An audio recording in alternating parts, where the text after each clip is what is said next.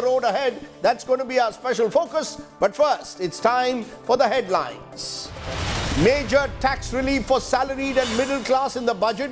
Rebate till 7 lakh yearly income under the new tax regime. Tax slabs also see major cuts for those in the older regime. Finance Minister Sitharaman announces a capex outlay of 10 lakh crore rupees, a whopping 33% increase from allocation announced in the previous budget to fight the pandemic-induced slump. But will it kickstart growth and investment? The Prime Minister lauds Nirmala Sitharaman's budget, calls it new energy for India's development. Opposition says the budget offers simply no answers to job growth and inflation challenges. Mobile phones, TVs, cameras, kitchen chimneys to get cheaper. Bad news for shoppers as clothes could cost more. Diamond, gold and cigarettes also get dearer. And bloodbath in the Adani Enterprises stock share plunges 28% a day after the mega public issue managed to scrape by. Fall drags the entire D Street into red. Investors lose 1,83,000 crore rupees. Today, insurance stocks also take a major hit. Shubman Gill's unbeaten century propels India forward against New Zealand in the third and final T20 match. Shubman Gill becomes the 5th Indian to hit 100. But let's start with our budget big takeaways. Budget 2023, what are the big takeaways? No tax up to 7 lakhs under a new income tax regime. Remember, I specify new income tax regime. Tax slabs rationalized under this new IT regime. No tax till 3 lakhs. No change in taxes for exemption based on the old income tax regime. A 33% hike in capital expenditure to 10 lakh crores. Mahila Samman savings scheme with 7.5 interest for up to 2 lakhs. Senior citizen savings scheme limit raised from 15 lakhs to 30 lakhs. Allocation for PM Awas Yojana up 66% to 79,000 crores. 2.4 lakh crores for railways, which is the highest allocation ever. 35,000 crores for energy transition to net zero emission goals. Fiscal deficit target has been set at 5.9% of GDP. Listen in first to Nirmala Sitharaman and the Prime Minister. Also making sure personal income tax, after a very long time, has had substantial changes which will benefit the middle class. And also because this country has been waiting for direct taxation to be simplified, also waiting for direct taxation to be a lot more easy in compliance, and therefore the new taxation regime that we brought in for direct taxation 2-3 years ago has now got greater incentives, greater attraction, so that people can unhesitatingly move from the old to the new. हमने tax rate को कम किया है, साथ ही process को simplified, transparent और fast किया है। हमेशा मध्यम वर्ग के साथ खड़ी रहने वाली हमारी सरकार ने मध्यम वर्ग को टैक्स में बड़ी राहत दी है। Read my lips. Fewer taxes, claims the government. But what really is the ground situation? Who better to answer that than first Udayan Mukherjee, Business Today's consulting editor and someone who knows the markets better than anyone else in particular. Udayan, what are your biggest takeaways from Budget 2023? Hi Rajdeep, I thought it was a reasonable and credible budget actually, because there were many things to like about the budget. It's not one which will blow the lights out in terms of what it does to the economy, but it was quite solid and it was very, very credible. For starters, the one thing which people wanted to know from this budget or to take away was whether the capex thrust which we saw for the last couple of years from this government would continue, and it not only did it continue, it was a huge addition to the capex outlay for this year, from 7.5 lakh crores going up to 10 lakh crores. So essentially the focus on investments continues, and that was a very good takeaway for the financial markets and for corporate India. The other important thing was the fact that the fiscal deficit target was kept at 5.9%, down from 6.4% in this year. That sort of begins the journey to get to 4.5% by FY26, which is the path of fiscal consolidation laid out by the government. If that had not happened, I think we would have seen some pressure on the bond market and interest rates, but thankfully that did take place, and it was based on fairly credible assessments and estimations of income, because gross tax revenues are estimated to grow only at about 10%, and the finance minister has assumed 10% nominal GDP growth for next year, both of which are very reasonable estimates. So I think on the issue of fiscal consolidation and credibility, this budget was a good one. There was some fear in this budget that there could be some additional capital gains tax on equity. That did not happen, and the stock markets heaved a huge sigh of relief. There was even something on the consumption front because there was some tweaking of income tax slabs, but it became clear or clearer on reading the fine print of the budget that that would only help people who moved to the new tax regime back from the old tax regime. Now it's questionable how many people would actually move from the old to the new tax regime because of the kind of concessions they already use and utilize from products like housing loans and insurance that they've taken in the past. So most estimates are that more than 20% of people will not move from the old regime to the new regime. So the finance minister claimed that she was foregoing 35,000 crores of taxation because of this tweak, but in reality the consumption boost to the economy would only be a fraction of that. But having said that, it was, as I said, a credible budget with reasonable fiscal deficit pictures, no shocks to the system, barring one or two like taxes on insurance, and therefore it should be seen as a fairly status quo to a progressive kind of a budget with no harm done to any particular segment of the economy. Interesting, because I've been calling it the Rahul Dravid budget. It's a budget that is solid but not spectacular. But what are the risk factors you see going ahead, Udayan? Well, it was interesting, Rajdeep, to see the stock market reaction to the budget immediately as it was announced, because within minutes of the budget being tabled, we saw the markets, the Sensex going up almost 1,400 points and the Nifty was up to 5,300 points. That was a good reaction, and I think it might have ended as a fairly significant up day for the market had it not been overshadowed by the events of the afternoon, which is that Credit Suisse, an international institution, said that they would not accept Adani bonds, Adani Group bonds as collateral and assign zero value to that. That sort of set the cat among the pigeons among the Adani Group stocks once again, and many of them were down in circuit, frozen in circuit at some point, and finally ended the day between 20 and 25% lower. It was a complete bloodbath in the Adani Group stocks today, and by 2 o'clock in the afternoon, that had taken center stage and made the budget quite irrelevant.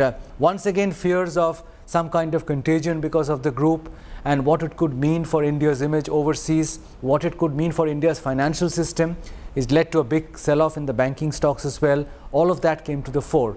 The other issue, of course, which became more pronounced as a trigger for the market in the afternoon, was the looming FOMC meeting, because at that meeting, while most people are resigned to a 25 basis points hike, they don't know if the Fed will come out and reiterate that interest rates in the US will stay high for longer, which means most of this calendar year, because that had ramifications for flows into emerging markets like India.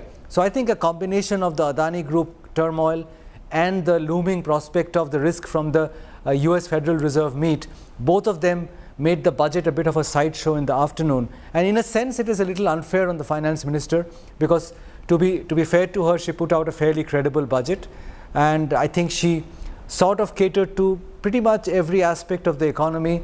And given that it's the last full budget before the election, she put out a fairly good document, but sadly the financial markets reaction was overtaken by other events on which she had no control, as I mentioned, and therefore the day ended in the negative, with large sections of the market actually in the red. But I think it should not be read as the financial markets verdict on this budget, and who knows, if the FOMC is willing, tomorrow might be another day. Tomorrow might be another day. 24 hours is a long time even in Indian markets as it is in Indian politics. Udayan Mukherjee, for joining me and giving us your sense of what you believe is a credible budget, overshadowed, of course, by that Adani bloodbath. We'll come to all of that in a moment, but let's therefore turn to first our big budget face-off. Is this a feel-good budget, as some are calling it, or a missed opportunity? Can this be the budget that spurs investment? Is there really enough for the Aam Aadmi? What are the risk factors? Can India weather global headwinds in the next 12 months? Joining me now, Dr. Sashi Tharoor, Congress MP, and Panda, National Vice President of the BJP and former MP, two of the most articulate voices that we have in Indian politics. Appreciate both of you joining us. Let's turn to the opposition for a moment, since they often claim they don't get enough of a voice. Dr. Tharoor, are you going to go along with what Udayan Mukherjee and a lot of analysts are saying today? This was a relatively credible, solid budget that has ensured an element of fiscal consolidation. Look, I mean, you call it the Rahul Dravid budget, and I can see some of the merits in that, but it's also sometimes, in some ways, a hit or miss budget. So you can find your least favorite cricketer and put his name to it too, because the truth is that if you look at some of these issues, the first thing that occurred to me as I heard the budget was there was no mention of Manrega.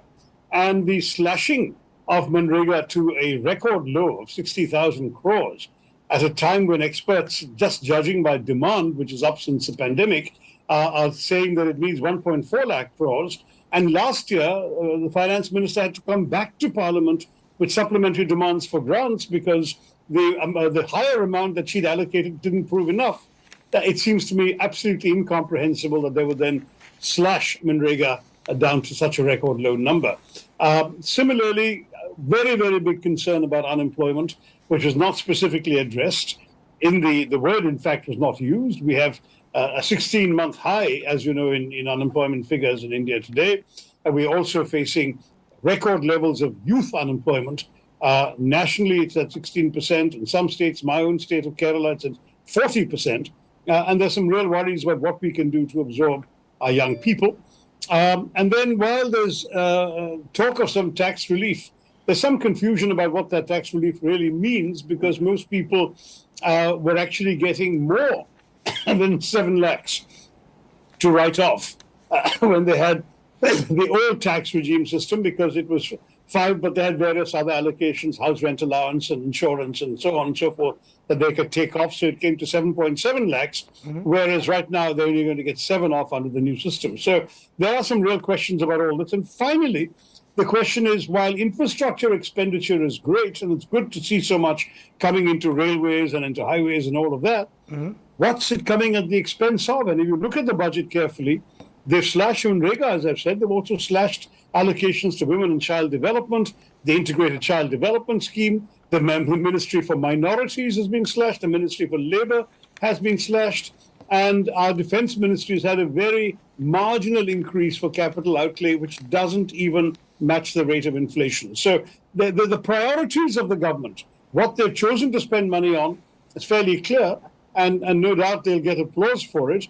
But the issues of what they haven't spent money on, allocated money on, still remains to be worried about. Okay, so Jai Panda, net what Dr. Tharoor seems to be suggesting is that a number of those who have been distressed, particularly during the pandemic years and even today post-pandemic, their concerns haven't been adequately addressed. He mentioned Manrega, he mentioned the fact that the FM did not speak about the unorganized sector, unemployed youth in particular. Respond to what you're hearing.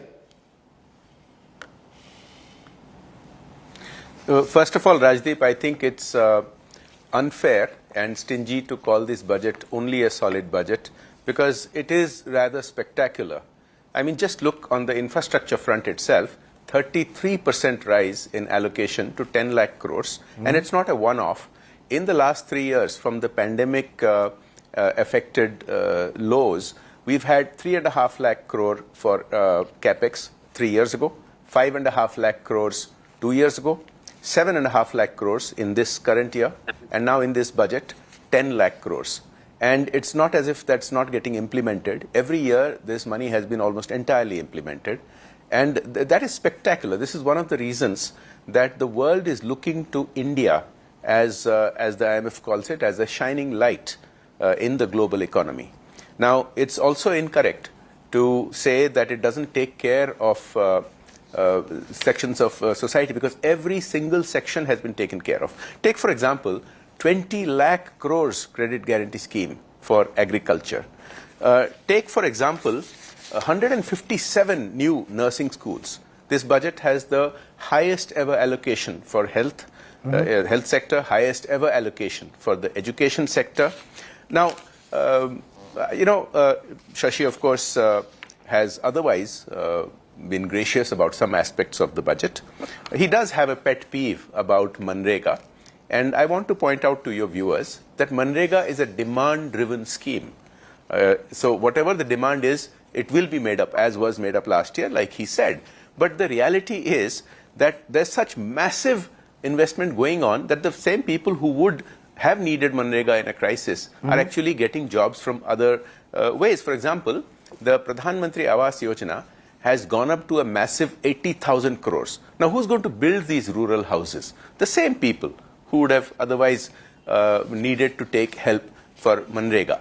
Now, the track record of this government under Prime Minister Modi, and first under the late Arun Jaitley and now under Finance Minister Nirmala Sitharaman ji, is phenomenal management of fiscal prudence.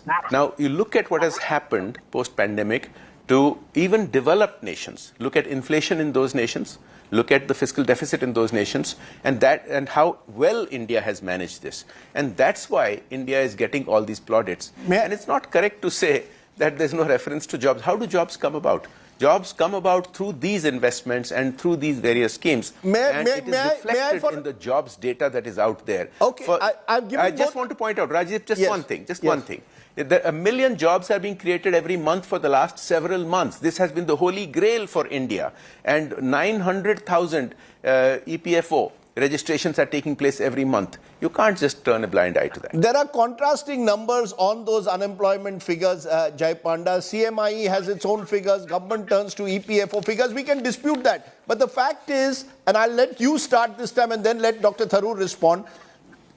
Despite that capex outlay last year, we saw that there wasn't a virtuous cycle of growth, of investment, of job creation. Private investment still seemed reluctant to put their money where the government hoped they would. And there is a concern that they still might not. There are global headwinds out there. There's a potential possibility of recession later this year.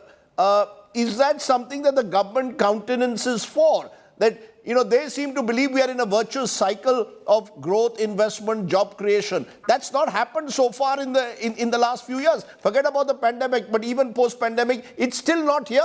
Will this budget trigger those animal spirits?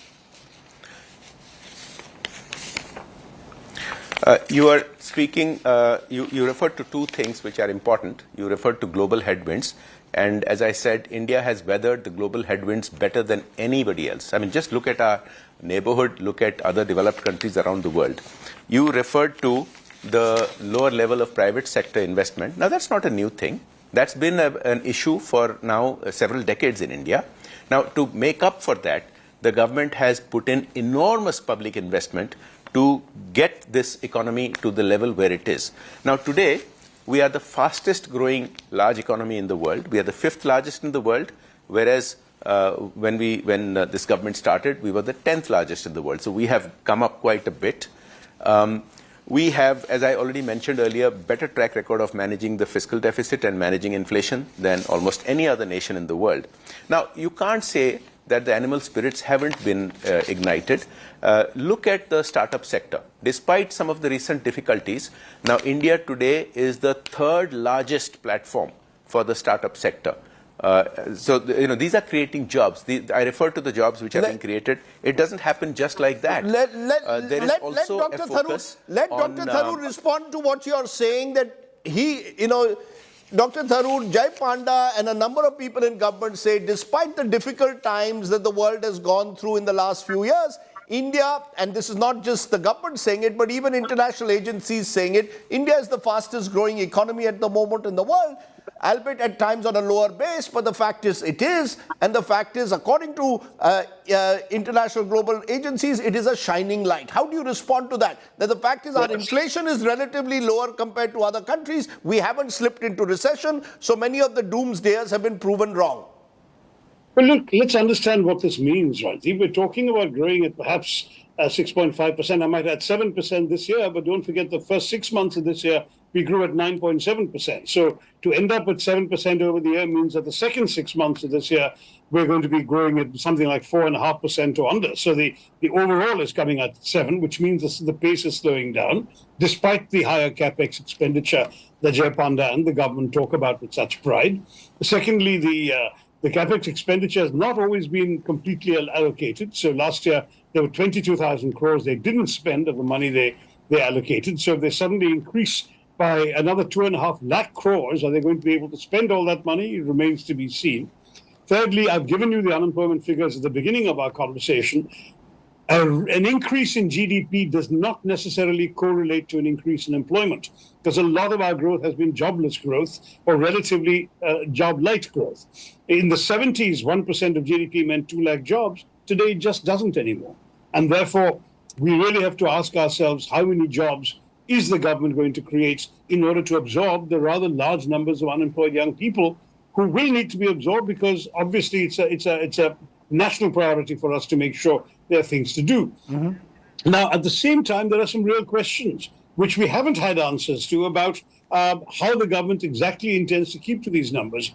They've actually announced targets every year that they fail to meet, whether it's about the fiscal deficit, whether it's about other things. I heard Uday Mukherjee say that the fiscal deficit calculations are based on reasonable assumptions, and I'll take his word for it. But we'll have to see them matching it. Don't forget that they had pledged to come down to 4.5%. They're now talking about coming down to 5.9 the following year, which is still a long way away from 4.5. I don't want to be really singing a song of doom, because I'm an Indian too. I want my economy to flourish. I want my country to succeed. But there are some real questions. I don't think the tax benefits are going to be remotely as exciting when people parse the numbers and they realize that under the existing tax regime, they have more exemptions than they will under the new one. And in any case, any money they save is going to be consumed in inflation, because essential commodities prices have continued to go up. Transfers to states are going to go down. A lot of the state governments are going to be squealing in the next couple of days. You can be sure of that, because what was promised is not what is coming out of this budget numbers. So we're looking at some real concerns. Even the capex, a lot of the capex, frankly, is that instead of giving grants to the states, you're giving them interest-free loans. Okay, I've heard Jay talk about how important it is to have a 50-year interest-free loan, but a loan is still a loan.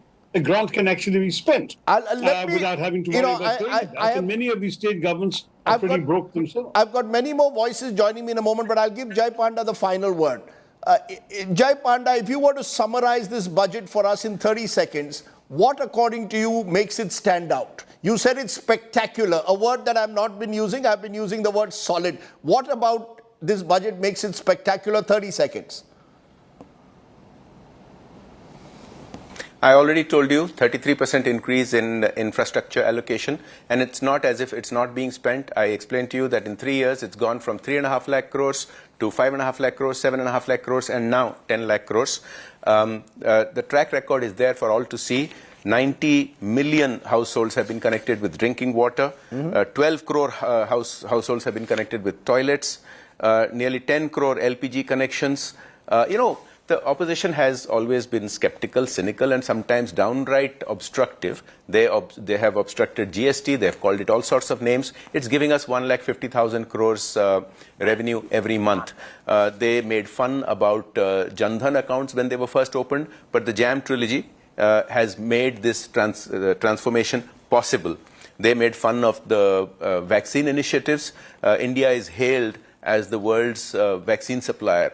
Not the largest ever, the fastest ever vaccination campaign, but also helps dozens of other countries. This, to sum up, this budget is not just for 2024. This budget is the groundwork for 2047. This is the first budget of Amrit Kal, and India is shining in a way that I was waiting for the word Amrit Kal to be used. It was the word most used by the FM as well. But Jai Panda and Shashi Tharoor for giving us two contrasting perspectives in such an articulate manner. I appreciate both of you joining me here. on this budget special. Thank you very much. Let's turn to two more very articulate voices. I'm joined by Jayant Sinha live, Member of Parliament, Lok Sabha, BJP, former Union Minister, and Amit Mitra, former Finance Minister and Economic Advisor to the West Bengal CM, who I spoke to earlier. But first, I will come to you, Jayant. First, let's go to Amit Mitra. Since I spoke to him earlier, let's ask him a question. You can then respond to that, Jayant Sinha. Dr. Mitra, the government says it's given us a budget, or the Prime Minister says it's a blueprint for Amrit Kal, for the future, for 2047, fiscal consolidation, potential for high growth with high capex outlays and possible greater consumption because of the new tax slabs. Do you believe that this budget, therefore, is one where the opposition doesn't have too much to crib about for once? No, I think Rajdeep, let me go to the brass tacks.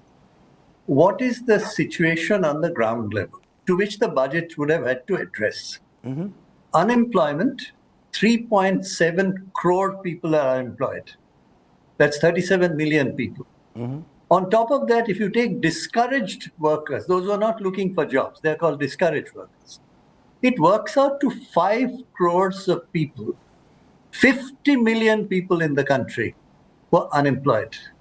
Unpaid family labor has increased and wages have fallen. What has the budget done for the critical people in the country who are suffering today? That's my first point. The second issue that I would like to raise is 100 days work. The Manrega has often been a place for those who are not able to find jobs. What happened to Manrega? You'd be surprised to know that the budget in the revised estimate had allocated 89,000 crores. They have cut it back to 60,000 crores. So even those who would be able to take protection or safety net in Manrega, their budget has been cut by 29,000 crores in one sweep. Now I come to my third point. These people who are unemployed, looking for jobs, families in distress, what are they facing? They are facing inflation. Cereal inflation, 13.79%. Milk, 8.51%. Contrary to what people may tell you, these are all official data. Spices, 20% inflation. Fuel and light, 10.97%. And my last point on this, the largest number of people in this country, aside from those I have cited, is the unorganized sector. They employ 93% of the population, produce 50% of GDP at one time. What has happened to them? I did not hear about the unorganized sector. And you'll be surprised to know that 99.04% of those people in the unorganized sector have no pension, have no social security net, nothing. Jayant Sinha respond, this is the second opposition voice virtually sort of echoing each other's sentiment, saying not enough done for those who've really been in distress, whether it's MSMEs, the micro, small enterprises, whether it's the unorganized sector, whether it is youth looking for jobs. Respond to this criticism that now seems to be underlining what the opposition has to say about the budget. Thank you very much, Rajdeep, and good evening. Good evening. Professor Mitra, of course, is an eminent economist with a lot of practical experience as well as a former finance minister of Bengal. So I have full respect for his views and his opinions, but I must respectfully disagree. As far as Narega is concerned, Narega, of course, is a demand-driven program. It's a guaranteed program. So while we did expect to spend 89,400 crores on it this year, next year the allocation is at 60,000 crores, but that will go up if the demand for it is required.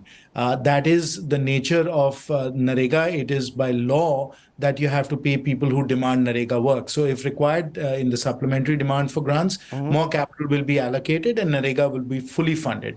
I think the expectation for Narega going down is largely because the employment situation is improving. And so now let me get to the second point about employment that Professor Mitra brought up. Employment is strengthening. The EPFO data shows very clearly that we are creating high quality jobs. The number of EPFO employees has doubled over the last few years to 27 crores right now.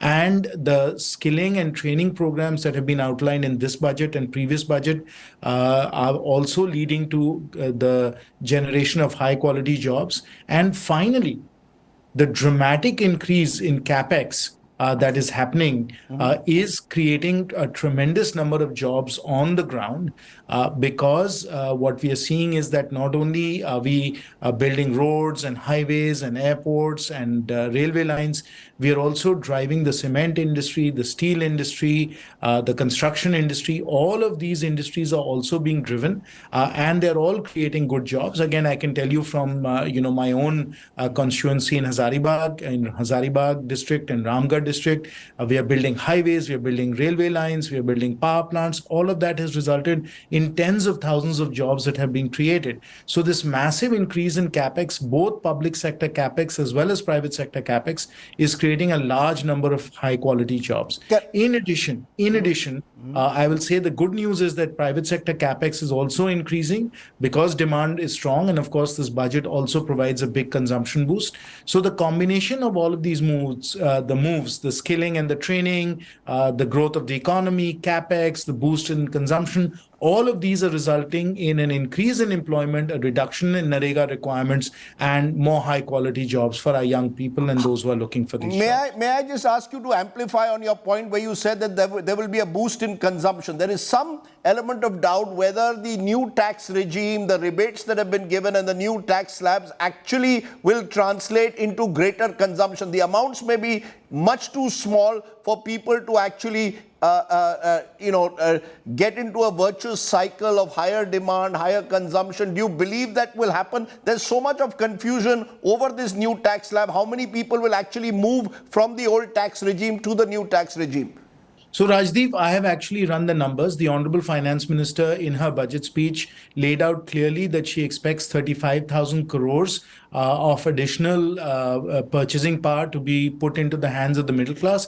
And they have a high propensity to spend on things that do drive the economy, like cars, like consumer durables, TVs, appliances, smartphones, etc. So 35,000 crores, the Honorable Finance Minister herself has said, is going to be provided to the middle class for purchasing. But in addition to that, I have actually run the numbers, Rajdeep. Today, I had my chartered accountant go through and run many different scenarios for me to show me what would happen if you were a middle class taxpayer going from, let's say, 5 or 6 lakh rupees right up to 25 lakh rupees under the old regime with the exemptions and deductions, and the new regimes with the higher exemptions but no deductions and so on. And in every case, somebody that switches to the new tax regime is going to save very significant amounts of money. If you're in the 15-20 lakh range, you're going to save 30, 40, 50,000 rupees a year by doing that. And for that, you can buy a nice TV set, you can buy a nice washing machine and so on.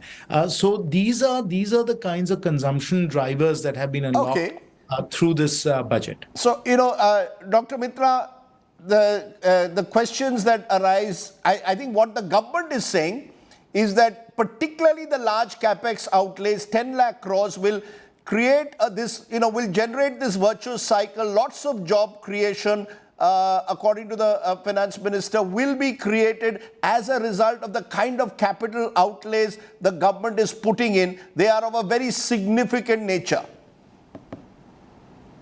Yeah, but this is exactly what they said last year. What they called a new coinage they did, crowding in.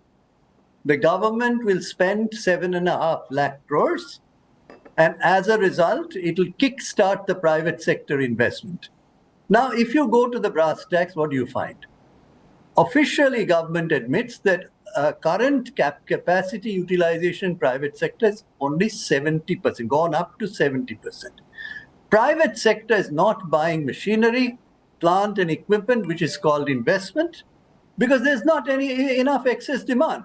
And this capex you're talking about are very long gestation capexes. These are physical things which take time. In the meantime, 50 million people are in distress. You don't even mention them. You don't mention the unorganized sector. You talk about capex. That's the only thing the budget has done. And my submission to you is this is not, everybody knows. And let me conclude by saying on this point, Atmanirbhar Bharat is a word I heard. Do you know that today we have the highest imports from China? How much? 100 billion US dollars worth of imports from China. We are China Nirbhar Bharat. So what are the words about? This is shocking. You know, Jayan Sinha, someone who's been a banker yourself, we've seen in the past, you gave the corporate sector various benefits a few years ago. Even today, there's a sense that corporate India is still not investing to the extent they should. Yes, there were 2 years of the pandemic, but we haven't seen the animal spirits, the so-called animal spirits of the economy being revived. Why do you believe 2023 will be different to previous years, particularly given the global headwinds that exist? There are still concerns across the world of growth slowing down, of exports have already slowed down. So there are genuine concerns out there, risk factors that surely you cannot ignore. Given those global uncertainties, the Honorable Finance Minister and the Honorable Prime Minister have pursued exactly the right course, which is to focus on domestic investment and domestic consumption. And that's precisely what is being thought through in this budget and is being proposed in this budget. Now, when it comes to helping vulnerable populations, we have the government that has provided free food grains to 80 crore people for 28 months. We have provided money to farmers through the Kisan Samman Nidhi. We have opened 48 crores Jan Dhan accounts. We have created, almost 10 crore toilets that we have built. So when it comes to supporting vulnerable populations, providing a safety net and social welfare for people who need it, I think our government's record is superior to any other government that has ever ruled India. And of course, all of this has been done through a digitized direct benefit transfer program that ensures that benefits reach people into their own bank accounts. So we've done, I think, a fantastic and historic job in building a social welfare net, a safety net for all Indians. So as far as supporting the vulnerable populations, nobody can criticize us on that. That I think has been absolutely exceptional. Now, obviously, as the Honorable Finance Minister said, in Amrit Kal, in the next 25 years, we have to build an economy that is both inclusive and empowered. So the inclusive part I just spoke about earlier, which is all the support that we are providing vulnerable populations. But the empowered part is the capital expenditure. It is the production-linked incentive programs. It is dealing with import substitution and ensuring that we are making smartphones, we are making batteries for electric vehicles, that we are making solar panels, that we are amping up our defense production. All of these are vital pillars of Atmanirbhar Bharat, and we have done a terrific job there as well in building up the empowerment part, the productive capacity of India as well, even as we've supported vulnerable populations. And all of that, Rajdeep, has been possible because of deft economic management, betting on growth and delivering that growth and delivering on our promises. Let's leave it there. Jayant Sinha, Dr. Amit Mitra, again with two very contrasting views on the budget. Appreciate two more articulate voices joining us here on the show tonight. Thank you so much to both of you. Let me turn from there to get the big picture, because now I'm joined by K.V. Subramaniam, Executive Director at IMF, also someone who's been intimately involved with Nirmala Sitharaman's budget makings as the former Chief Economic Advisor till recently. Earlier, I also spoke to Suman Berry, Vice Chairman, Niti Aayog. But let's turn first to you K.V. Subramaniam, for joining us from Washington, D.C. What's the big picture? Give us the big picture. What do you think this budget has really achieved? We've heard the politicians giving their contrasting views, but what's the big message you think Nirmala Sitharaman has delivered today?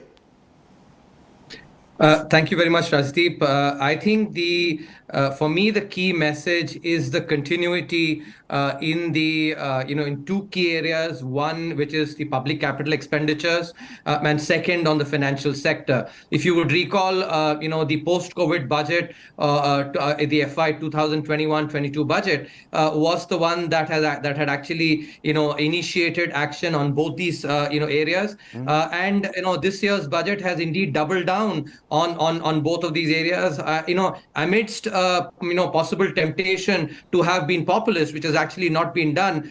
So if you look at the public capex, at 10 lakh crore, which is what the central government will be spending, together with the incentives through 50-year loans that have to be spent in the either this year or the next year by states, which is about 3.7 lakh crores. Together, that's 4.5% of GDP. I think by far, in both in rupee terms and percentage of GDP terms, this is the maximum. And these are focused on railways, where the outlay is significant. Also, the fiscal deficit, for the states, 0.5% has been made conditional on power sector reforms. Both of these are extremely critical for manufacturing. So what I see is a significant continuity, in the economic vision that was articulated post-COVID, and doubling down on that. At the same time, let me also add the financial sector. One of the spectacular successes of the COVID economic policy was the credit guarantee scheme that has been extended, additional 9,000 crores of guarantee money, which will actually encourage, 2 lakh crore of credit into the MSMEs. Do note here that this, the economic survey showed that credit to MSMEs has been increasing at 35% on average, over the last year. And this will accelerate that momentum. A fundamental, a step that has been taken is the National Financial Information Registry. We had, proposed this idea in the 2019-20 economic survey in a chapter on the golden jubilee of bank nationalization. I think that's a fundamental area, because that will generate information and thereby enable better lending and more lending to those that deserve. So I think overall, when you add to that the measures on the ease of doing business and on consumption, because of the cut in taxes, I think that's the only thing. If you have to quibble, you could say that's basically been done keeping in mind the elections. But I think it'll have an impetus to consumption as well. Together, these are actually measures that will really accelerate investment and consumption as well. So I'm overall very happy with the continuity that's been pursued in this budget. But may I ask you, since you are in Washington and a lot of eyes are on the US today, what happens tonight with interest rates? What does the Fed do? There are concerns that inflation is proving more resilient. There's the Russia-Ukraine war, the possibility of soft recession, certainly in several parts. What are the risk factors? The government seems to be betting big that a virtuous cycle of growth and investment will be kick-started. But what are the risk factors in a year of the kind that we could face uncertainty ahead?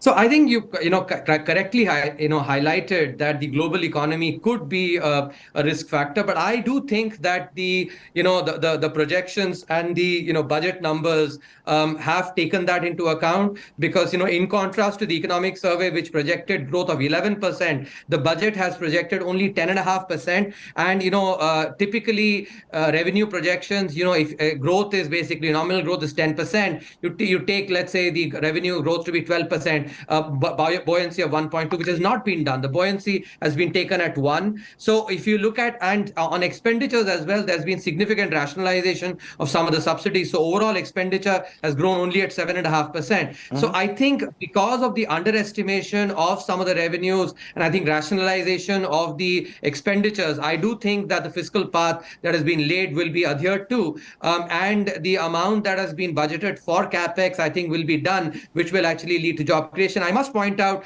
because several critics actually asked this, has there been employment creation as a result of public capex? It has indeed been the case. The data from PLFS clearly shows, if you look at the just the COVID period 2018-19 versus 2020-21, about 66 lakh formal sector jobs have been created, and that is because of the impetus that's been given to to infrastructure. So I think what the budget has done is something that has already proved to be working. It has doubled down on it. Let me come for a moment. Just hold your thought, KV. I'm going to come to you for a final word, because I just want to go to Suman Berry, Vice Chairperson, Niti Aayog, because from his vantage position, and I spoke to him earlier, how do you see two critical sectors, health and education? There are many, Mr. Berry, who are saying we could do with far greater investments in a post-COVID world in health and education. We haven't seen enough in terms of outlay that will dramatically change health and education landscape. How do you respond to that? I would have two quick responses, Rajdeep. one is outcomes, and while still recognizing that COVID casts a long shadow forward. But if you look at things like NFHS 5, the National Family Health Survey 5, at the multi-dimensional poverty index that is vetted by the UNDP based on NFHS 5, the long-term story is not a bad one. Now, there are certainly choices to be made, and the choice that this government has made, for reasons I can get into if we have the time, is that reassuring both domestic investors and markets by sticking on the fiscal glide path that has been announced and pre-announced, while continuing the thrust on infrastructure that is more likely to generate employment and jobs in the long run. And then we also come to the issue of how much of the responsibility for health and education is that of the center and how much of that is of the state. And it is the case that the states do have, despite their protestations, the capacity for local resource mobilization to an extent that they haven't really exercised. So my short answer is yes, in an ideal world where we don't have fiscal constraints and don't have to worry about credit ratings. Yes, the gamble is that by continuing to be seen as a good credit risk and maintaining our investment grade, that actually opens up the door for much greater private investment, and that is a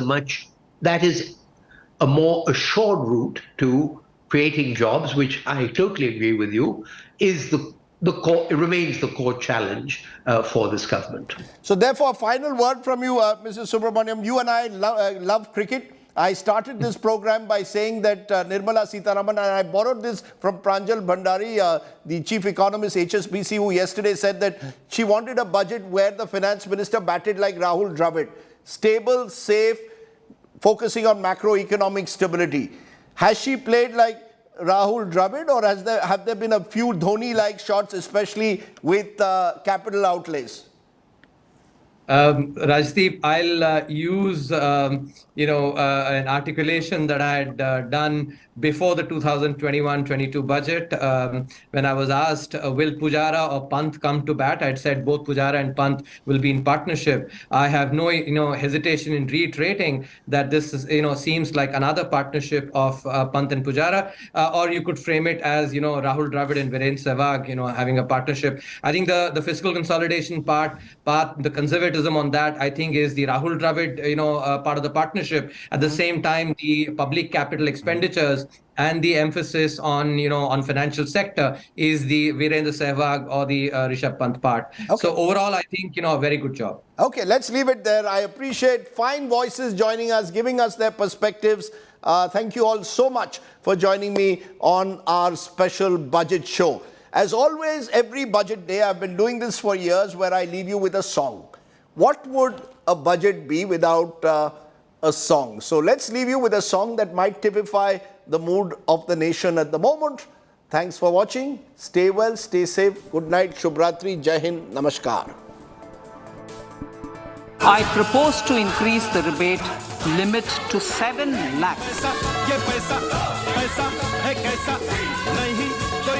With income up to 7 lakhs, will not have to pay any tax at all.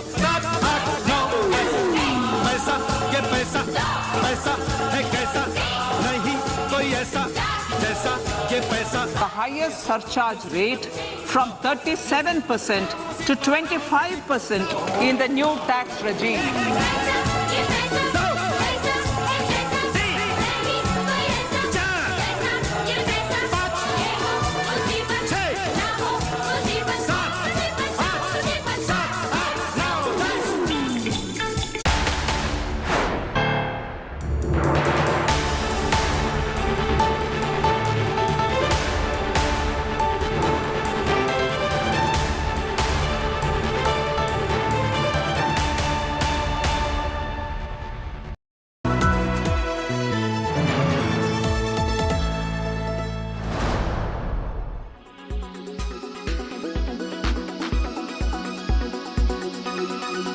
In the drought-prone central regions of Karnataka, central assistance of 5,300 crore will be given to Upper Bhadra project to provide sustainable micro irrigation and filling up of surface tanks for drinking water. Electronics. As a result of various initiatives of the government, including phased manufacturing program, mobile phone production in India has increased from 5.8 crore units valued at about 18,900 crore in 2014-15 to 31 crore units valued at 2,75,000 crore in the last financial year. To further deepen domestic value addition in manufacturing of mobile phones, I propose to provide relief to customs duty.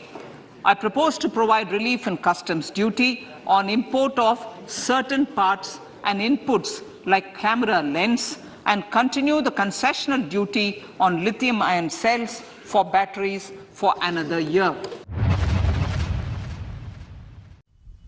Bharat के वित्त मंत्री निर्मला सीतारमन जी ने infrastructure को highest priority दी है। हमारा budget भी काफ़ी बड़ा हुआ है, जिसके कारण आने वाले समय में हिंदुस्तान के रोड इंफ्रास्ट्रक्चर में जो हमने निर्धार व्यक्त किया है कि वर्ल्ड स्टैंडर्ड के रोड बनेंगे, वो उद्दिष्ट हम निश्चित रूप से पूरा कर सकेंगे। ग्रीन एनर्जी, ग्रीन पावर, हर जगह पर जो ग्रीन बात के उल्लेख किया गया, वो हमारी इकोलॉजी एंड एनवायरनमेंट को प्रोटेक्ट करने की दृष्टि से एक बहुत बड़ी पहल है।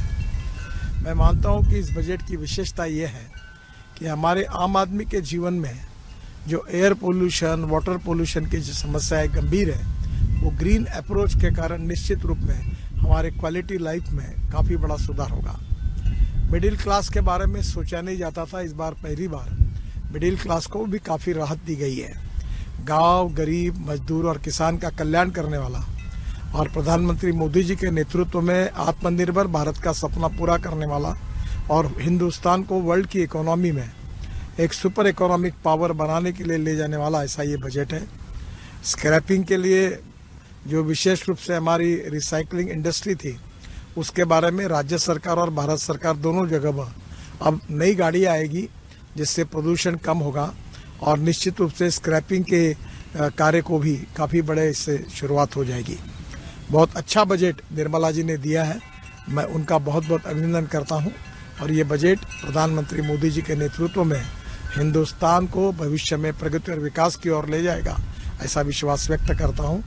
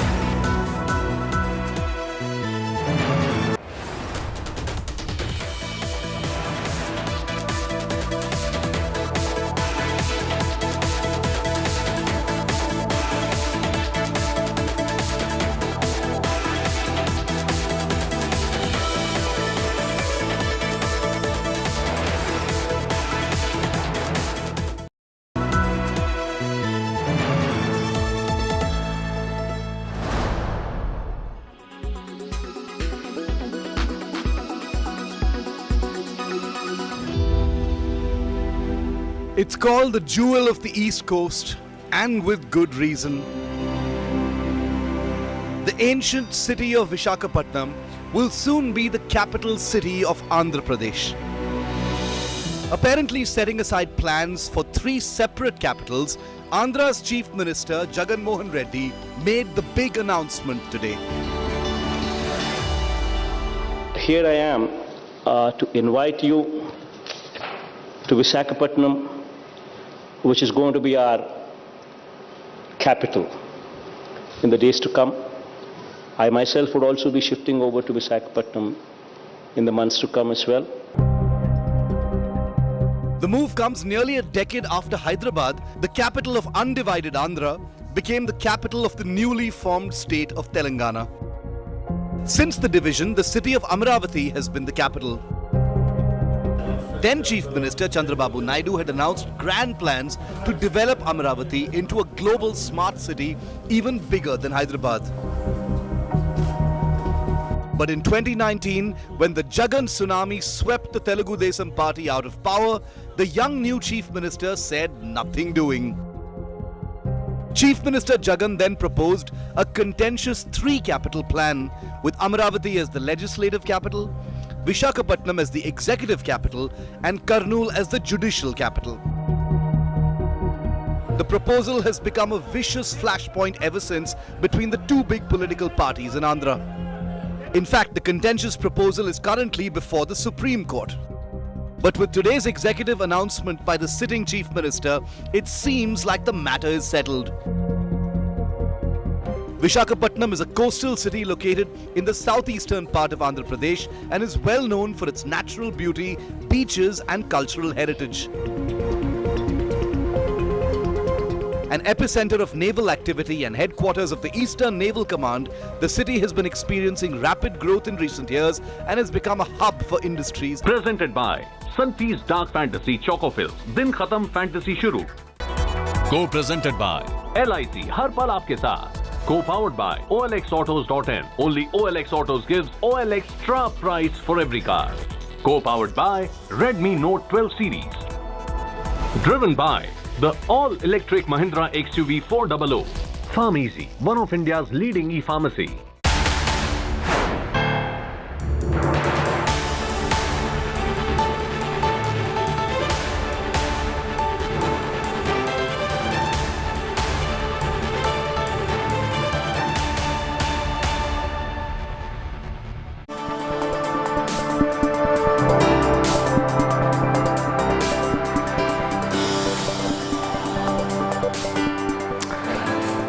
Welcome to Business Today TV and India Today's special coverage, evening coverage of this union budget. It was a good budget which did not get the reaction it deserves from the financial markets. That's because it was overtaken by other events around it, particularly the Adani Group turmoil. And by the end of it, the market, the Nifty closed in the red, and it did not deserve to be a down day for the market because it was a good budget.